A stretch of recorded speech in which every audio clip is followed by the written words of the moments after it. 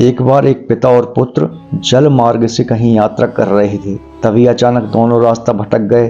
फिर उनकी नौका भी उन्हें ऐसी जगह ले गई जहां दो टापू आसपास थे और वहां पहुंचते पहुंचते उनकी नौका भी टूट गई। पिता ने पुत्र से कहा, अब लगता है हम दोनों का अंतिम समय आ गया है। दूर दूर तक कोई सहारा नहीं दिख रहा है। अचानक पिता को एक उपाय सूझा। अपने पुत्र से कहा कि वैसे भी हमारा अंतिम समय नजदीक है, तो क्यों न हम ईश्वर की प्रार्थना करें। दोनों टापू आपस में बांट लिए, एक पर पिता और एक पर पुत्र दोनों अलग अलग टापू पर ईश्वर की प्रार्थना करने लगे।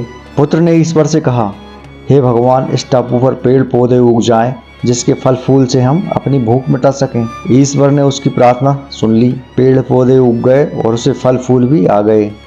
उसने कहा, यह तो चमत्कार हो गया। अब उसने सोचा कि मेरी हर प्रार्थना सुनी जा रही है, तो क्यों ना ईश्वर से यहाँ से बाहर निकलने का रास्ता मांग लूँ। उसने ऐसा ही किया।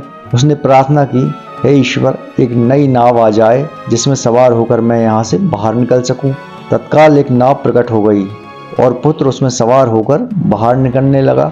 तभी एक आकाशवाणी हुई, बेटा तुम अकेले जा रहे हो, अपने पिता को साथ नहीं लोगे। पुत्र ने कहा, उनको छोड़ो, प्रार्थना तो उन्होंने भी की, लेकिन आपने उनकी एक भी नहीं सुनी। शायद उनका मन पवित्र नहीं है, तो उन्हें इसका फल भोगने दो। आकाशवाणी ने कहा, क्या तुम्हें पता है कि तुम्हारे पिता ने क्या प्रार्थना की है? पुत्र बोला, नहीं।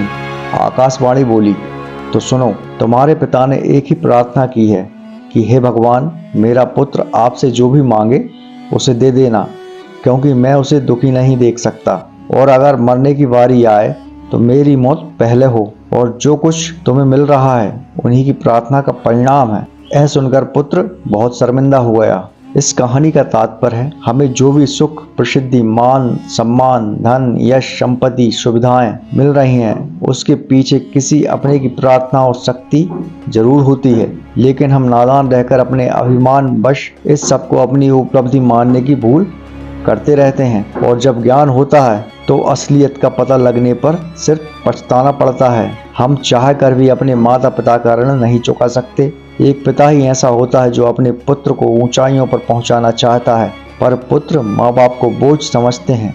इसलिए आप हमेशा ज़रूरतमंदों की सहायता करते रहिए और अपने माता पिता का सम्मान कीजिए। दोस्तों, आपको हमारी कहानी कैसी लगी हमें कमेंट बॉक्स में ज़रूर बताएं, और हमारे चैनल को लाइक, सब्सक्राइब, शेयर ज़रूर करें, और बेल आइकॉन को भी दबाएं, जिससे कि हमारे आने वाले वीडियो की नोटिफिकेशन आपको मिलते रहें। मिलते हैं एक और कहानी के साथ अगली वीडियो में। जब तक के लिए नमस्कार।